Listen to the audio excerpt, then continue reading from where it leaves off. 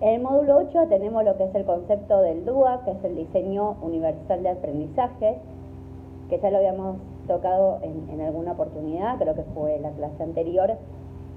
Este diseño universal del aprendizaje no es propiamente un diseño del ámbito educativo, sino que es un diseño o es un método que se toma de la arquitectura, ¿sí? Y aparece en la educación con el fin de proponer un currículum que sea para todos, ¿sí? Que no deje afuera a nadie, contemplando la diversidad, ¿sí? Que hay en el ámbito educativo, en tantas formas y maneras que tienen los estudiantes diversas de aprender, ¿no? Y poder darles oportunidades a todos. Entonces lo que va a proponer como eje central es el diseño de un currículum que sea flexible, ¿sí? Que contemple también a las diversidades, y no un currículum que sea rígido, que sea, bueno, se baja el contenido según lo preestablecido, ¿no? Y además que sea contextual. Muchas veces sucede que los contenidos curriculares y después las actividades que se proponen, ¿no? La propuesta didáctica en sí, muchas veces está como desencajada totalmente del contexto, proponiendo temas o ejes a trabajar que quedan muy lejos de lo que se vive realmente, ¿no? De lo que los estudiantes viven realmente. Y lo que siempre hay que pensar, un poco de esto hablábamos, por ejemplo, cuando vimos el enfoque pirámide de educación, ¿no? Que hablábamos de que siempre hay que pensar el para qué, ¿no? El para qué le va a servir a los estudiantes esto que yo les voy a proponer, ¿no? Y que ese para qué, por supuesto, pueda ser extendido hacia el día a día, no que quede en un contenido exclusivamente áulico, ¿no? Con un aprendizaje que es totalmente explícito de ese ámbito, sino que ese mismo aprendizaje pueda ser trasladado al día a día de ese estudiante y que lo pueda aplicar en contexto, ¿no? Bueno, lo que, como les decía, esto surge desde la arquitectura, ¿sí? Y lo que empieza a proponer desde la arquitectura, que lo estoy buscando acá, está, lo empezaron a proponer ya que, bueno, primero en el contexto fue en 1970 en Estados Unidos, ¿sí? Quien lo fundó fue obviamente un arquitecto, ¿sí? Y lo que él proponía era que como un diseño de productos que cualquier persona pueda utilizar, porque lo que sucedía es que no sé, se construían edificios, ¿no? Pensando en una generalidad, en un público como general, y después ese público general, ¿no? No sé, un inquilino que quería vivir en ese edificio, por ejemplo, no sé, con movilidad reducida, no podía acceder al mismo, ¿no? Entonces el arquitecto empezó a ver que había un montón de cuestiones edilicias que no se habían contemplado, ¿no? Y que luego para poder realizarla se destinaba muchos recursos, ¿no? Porque si uno quiere construir una rampa en un espacio donde no está, ¿no? No solo necesitas de la construcción misma, sino de ver que no haya ninguna otra construcción que opaque a la construcción de la rampa, y entonces vas a tener que romper una parte para poder hacer una rampa, y sucesivas cuestiones de este tipo, ¿no? Entonces, decía, lo que ya está, no sé, que lo que estaba no se había contemplado a la diversidad, ¿no? Y a todas las barreras que pueden ir surgiendo. Entonces lo que él decía de estas construcciones, decía que estas adaptaciones que se realizan, como le decía, a posteriori y luego de una construcción, resultan muy caras, ¿sí? Por ejemplo, poner un ascensor en un edificio, ¿no? En ocasiones también no son adecuadas desde un punto de vista funcional, porque hay muchos lugares de de que carecen de un espacio físico para la construcción, por ejemplo, de una rampa. Decía también que son deslucidas desde un punto de vista también estético, porque después de la construcción hay adaptaciones que no encajan con el estilo que se había diseñado en un primer momento, ¿no? Por un arquitecto que diseña tal estilo, y luego todas las adaptaciones que van surgiendo terminan no funcionando estéticamente para esa construcción que ya se encuentra en pie. Y así entonces surgió este movimiento arquitectónico que se denominó un diseño universal, que lo que va a proponer es la solución de tener en cuenta las necesidades de las personas con discapacidades en la fase del diseño del edificio, ¿no? En lugar de llevar después adaptaciones luego de la construcción. Entonces se piensa de antemano ante la construcción, ¿no? Contemplar a las personas que tienen discapacidad para poder en ese edificio, poder también diseñar y luego ejecutar, ¿no? Realizar las adaptaciones pertinentes.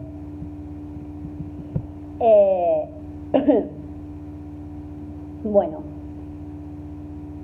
este diseño universal que se pensó no solo contribuyó a que se mejoren las condiciones de acceso y de uso a los edificios en torno de las personas con discapacidad, sino que esta aplicación de los principios reveló que los diseños destinados original y específicamente para que lo usara una persona con discapacidad no solo eran utilizadas por estas personas, sino que también por otras muchas que se benefician de esas prestaciones. Por ejemplo, un adulto mayor que le cuesta subir los escalones, ¿no? De una escalera de la puerta de entrada de un edificio, utilizaría así la rampa también, no teniendo discapacidad, pero sí, ¿no? Con ciertas dificultades motoras que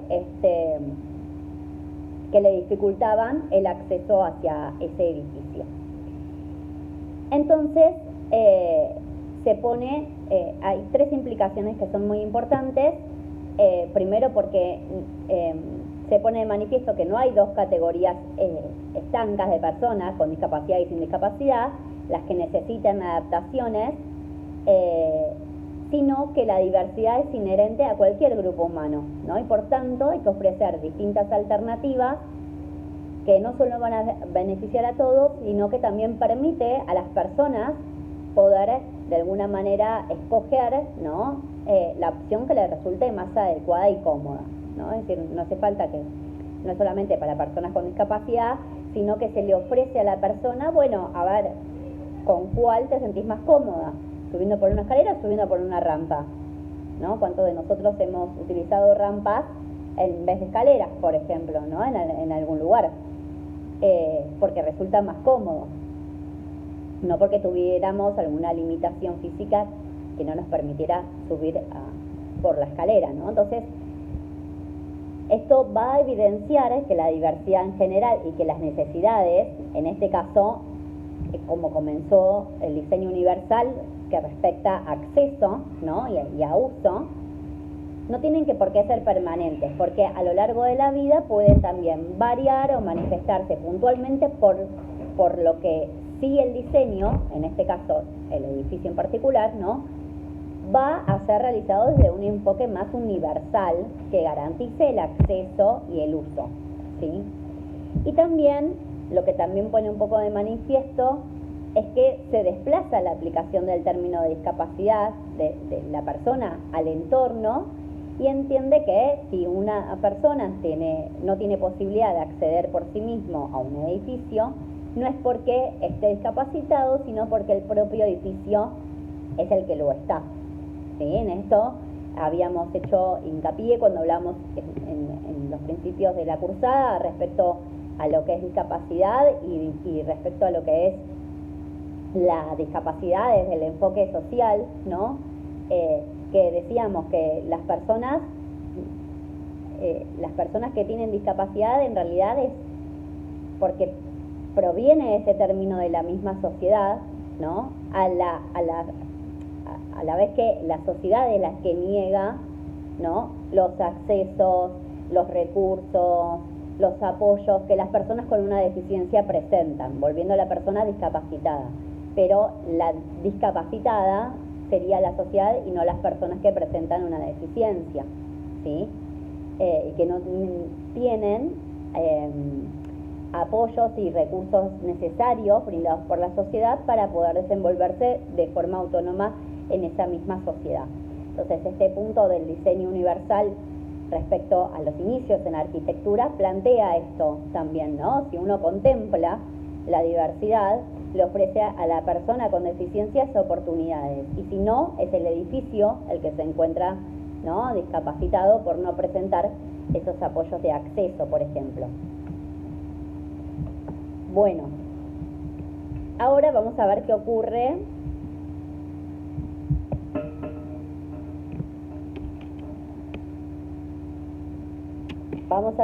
con el aprendizaje, ¿sí? En el diseño universal para el aprendizaje, que se denomina el DUA, ¿no?, dije hace un ratito, va a ser un enfoque didáctico que pretende aplicar estos principios del diseño universal que provienen de la arquitectura al currículum, ¿no?, en todos los niveles educativos. Un poco de lo que hablábamos anteriormente, ¿no?, de lo que reflejó, lo que deja de manifiesto este diseño universal desde la arquitectura. Recién hablábamos de ofrecerle oportunidades, ¿no? El diseño universal no separa, al igual que el diseño universal de arquitectura, el diseño universal de aprendizaje no separa en contemplar el currículum y hacer las adaptaciones, ahora se dicen los apoyos, ¿no?,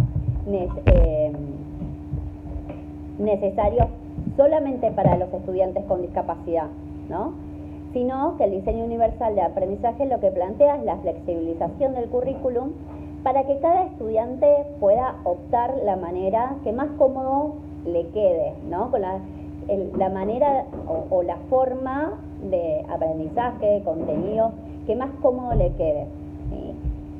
Siempre los apoyos deben estar presentes, ¿no?, porque algo que sucede mucho, no sé, por ejemplo, con las tablas de multiplicar, o te las aprendes de memoria o te las aprendes de memoria, te la van tomando de a poco. En realidad, ese tipo de aprendizaje no sirve mecanizado.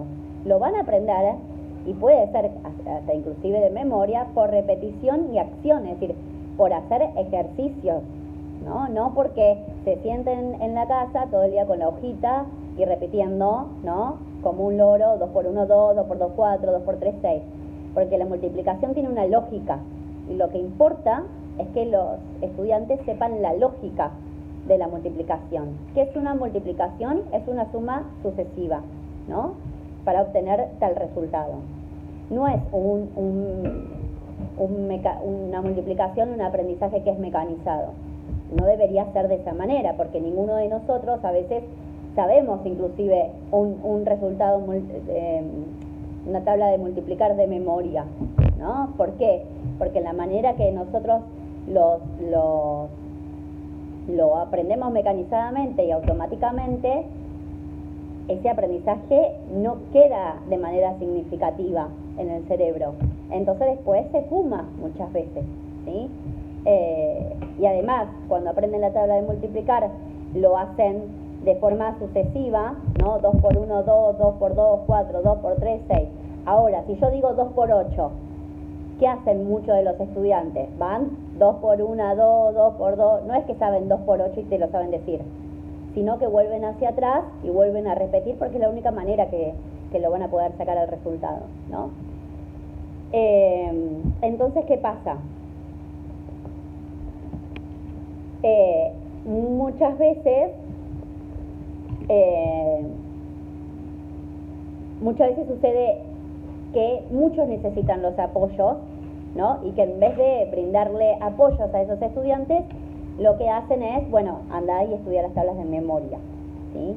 Y lo que nosotros, y muchas veces se proponen las multiplicaciones para hacer una cuenta, para luego resolver un problema matemático, ¿no? Lo importante es que sepa realizar el cálculo, que llegue al resultado que pueda razonar en el problema matemático y que llegue al resultado, no que aprenda la tabla de memoria. Con un apoyo se puede hacer igual, ¿no? Si tengo para multiplicar después un número de 2 cifras, ya es bastante engorroso, ¿no? Tener que multiplicar un número de 2 cifras y mucho más grande también, digamos, porque hay muchos números que hay que saber ubicarlos, que después tenés que sumar, ¿no? Entonces, los apoyos son necesarios. Y el DUA lo que viene a plantear también es eso, ¿no? Es decir, no la necesidad de un aprendizaje que sea mecanizado, sino que poder brindar los apoyos suficientes para que el aprendizaje sea significativo. Y hay que rescatar cuál es el objetivo de esto que estoy enseñando, qué es lo que quiero que aprendan. ¿A multiplicar? Bueno, la lógica de la multiplicación, ¿sí? Sea con apoyos o no lo requiera el estudiante.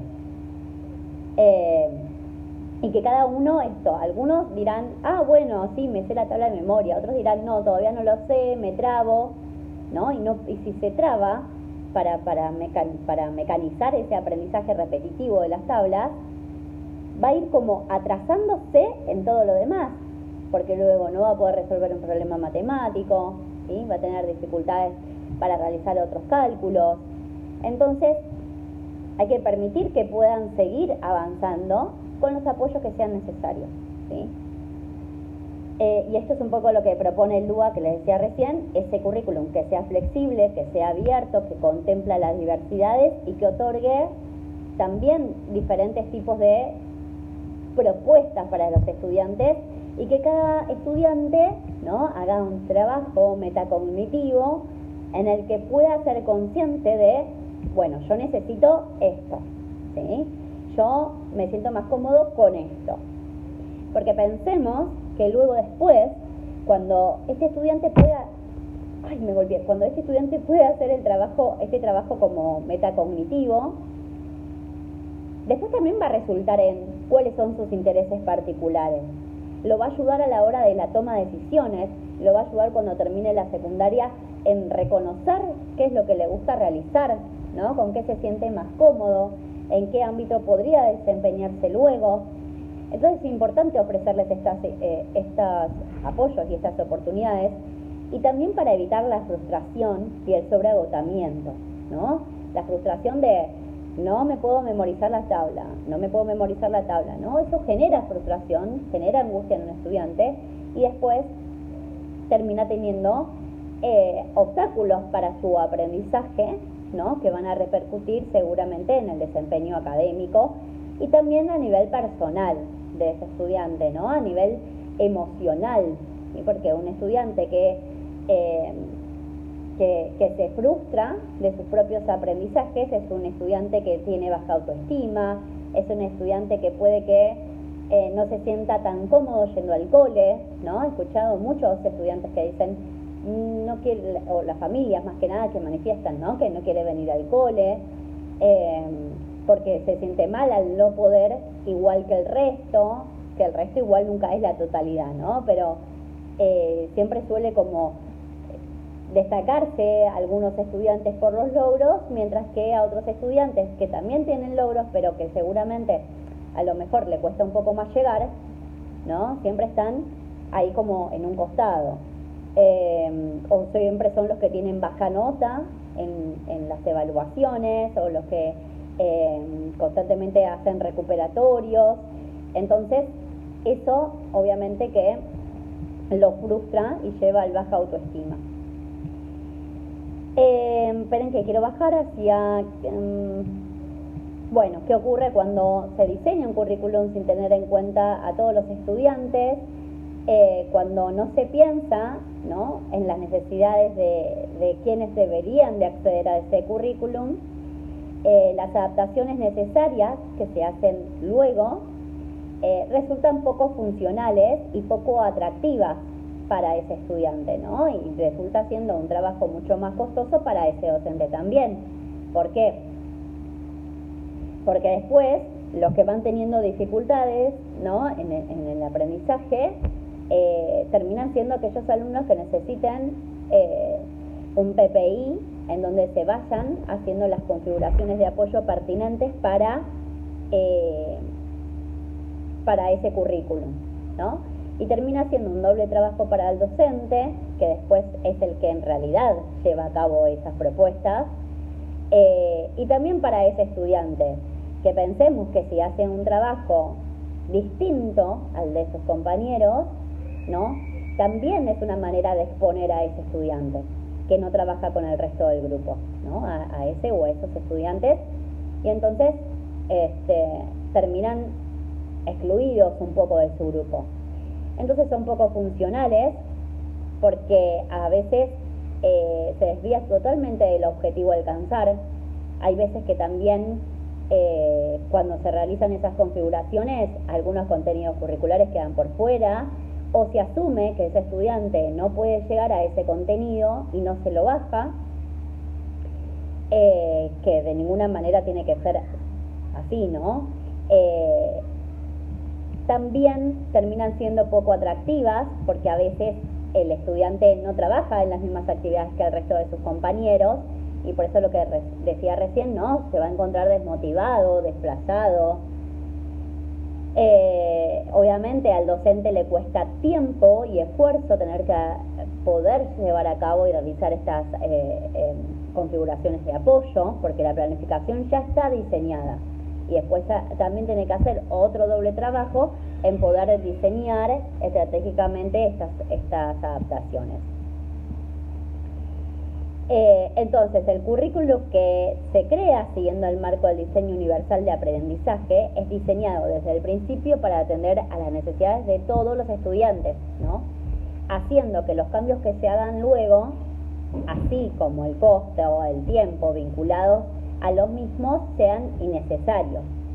El marco del diseño universal de aprendizaje va a estimular la creación de diseños flexibles desde el principio, ¿sí?, desde el principio de la planificación en cuanto a los contenidos a abordar, que presenten opciones que también sean personalizables, que permita a todos los estudiantes progresar, donde cada estudiante se encuentra y no desde donde nosotros imaginamos también que están, ¿no? ¿Qué quiere decir esto? Que muchas veces sucede que, no sé, al principio de año, ¿no?, llega un docente a tercer grado y supone que hay un montón de contenidos afianzados previamente en los estudiantes por el año anterior. Y muchas veces estos contenidos no están afianzados, ¿no? Y se sigue, si bien se hace, hay un proceso de diagnóstico durante los primeros 15 días, ¿no?, más o menos, a veces después se sigue continuando, ¿no?, con los contenidos propios de terceros, y muchos quedan por debajo de ese contenido. Y se presenta entonces mucha variación en el aula respecto a los aprendizajes de los estudiantes.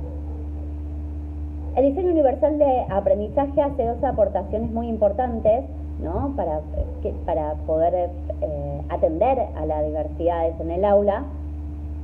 Primero, porque rompe con la dicotomía entre el estudiante con discapacidad y sin discapacidad, ¿no?, porque si uno flexibiliza este currículum desde el principio, este estudiante que tengo con discapacidad va a estar contemplado dentro de esa flexibilización que se hizo en el currículum.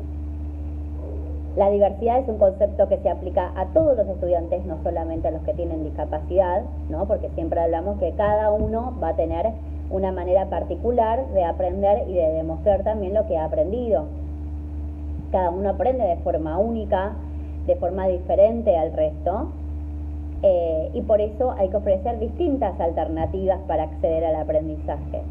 No solo porque beneficia al estudiante con discapacidad, sino también para que cada uno de los estudiantes pueda elegir, ¿no?, aquella opción que le sienta mejor para poder aprender, con lo que se sienta más cómodo, y no una única manera que englobe a todos los estudiantes y que deje por fuera las necesidades particulares, ¿no?, no solamente, como decía, de un estudiante que tiene discapacidad, sino las necesidades particulares que tenemos todos a la hora de aprender, ¿no?, y también de motivarnos frente al aprendizaje. Encontramos nuevamente, ¿no?, en la otra aportación, el foco de la discapacidad se desplaza del estudiante, a los materiales y a los medios en particular, y al diseño curricular en general. Entonces el currículum será discapacitante en la medida en que no permita que todos los estudiantes puedan acceder a este currículum, ¿no? Lo mismo que planteaba en un principio el diseño del LU. El currículum es el que debe de ofrecerle las oportunidades a todos sus estudiantes, ¿no? En la manera en que se diseñe este currículum, en la manera en que ese currículum sea bajado, ¿no? En una propuesta didáctica, una secuencia didáctica, es lo que va a determinar el entorno de aprendizaje. Hay algunos fundamentos neurocientíficos, ¿sí?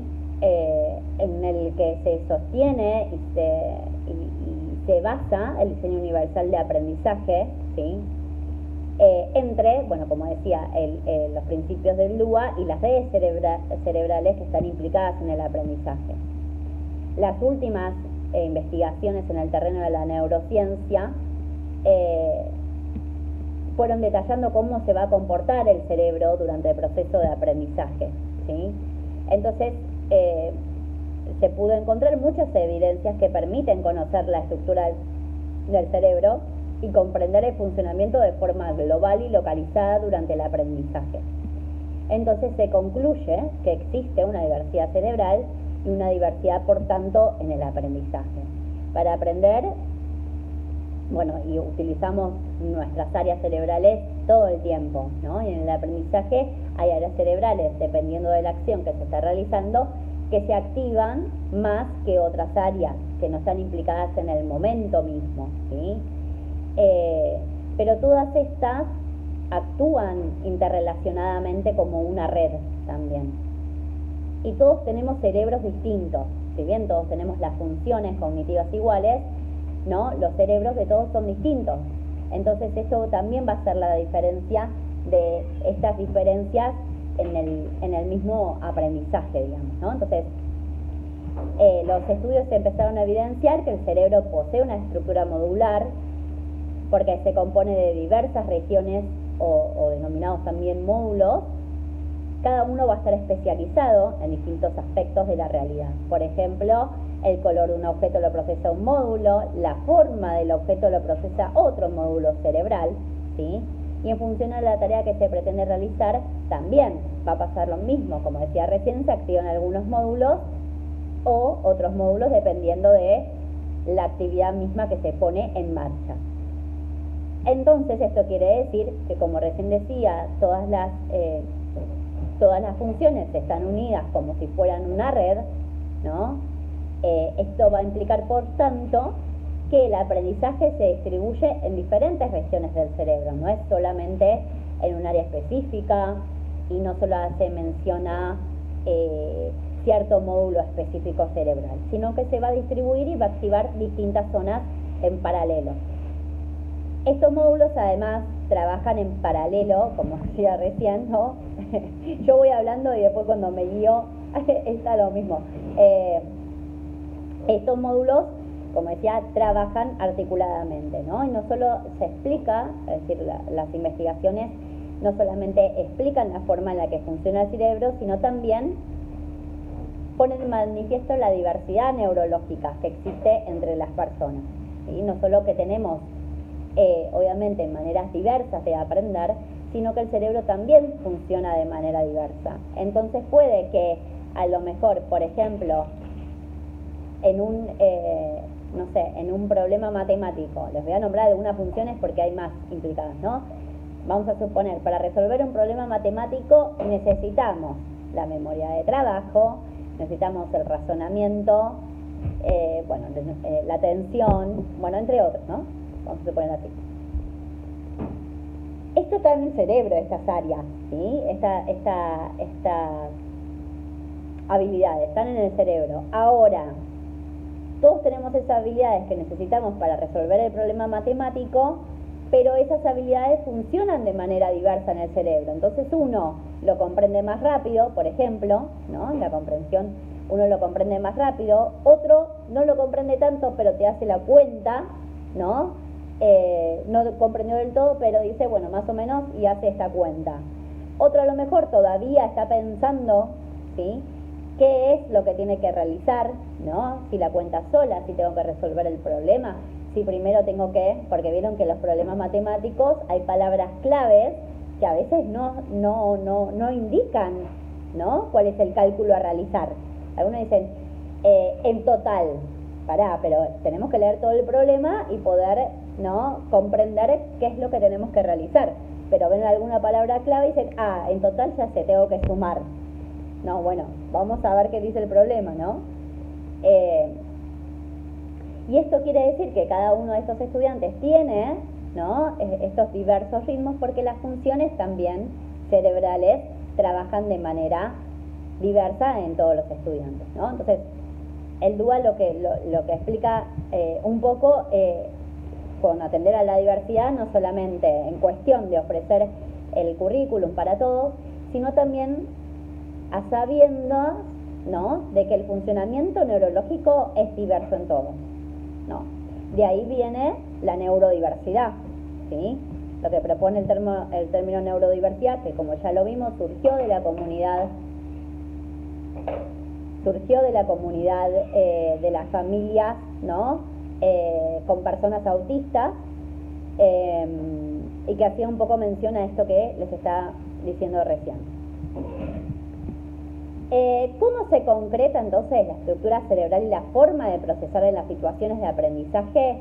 Es porque, apoyándose en estos estudios, los investigadores pudieron establecer que dentro de la compleja red, que está formada por infinidad de conexiones neuronales, ¿sí?, estas redes que les explicaba anteriormente, que se conectan unas con unas, y así actúa todo el cerebro en paralelo a la hora de cualquier cosa en realidad, ¿no? Todo ese aprendizaje, se van comunicando a las distintas áreas, ¿sí? Y que ahí existen 3 tipos de subredes cerebrales que intervienen de modo como más preponderante, ¿no?, en el proceso de aprendizaje. Y están especializados en tareas específicas del procesamiento de información o de ejecución. El procesamiento de información es el que recibe el estudiante de su docente, ¿sí? El estudiante va a escuchar, va a ver, es decir, a través de las capacidades sensoriales, el estudiante va a recibir esa información y tiene que procesar esa información a nivel cerebral. Y la ejecución es, bueno, hacemos este tipo de ejercicio, ¿no? Aprendemos esto y hacemos esto. Pero todo esto lleva un tiempo. Yo no puedo, en un día pretender un tema nuevo, ¿no?, que ya lo hayan procesado, que lo sepan y que puedan resolver solo cualquier actividad, ¿no? Hay un proceso detrás de cada nuevo aprendizaje, y aparte pensemos que para los nuevos aprendizajes se necesita partir del conocimiento previo de ese estudiante, ¿sí?, para luego, como dice Piaget, asimilar y acomodar a ese conocimiento previo el conocimiento nuevo que se va a llevar a cabo, ¿sí?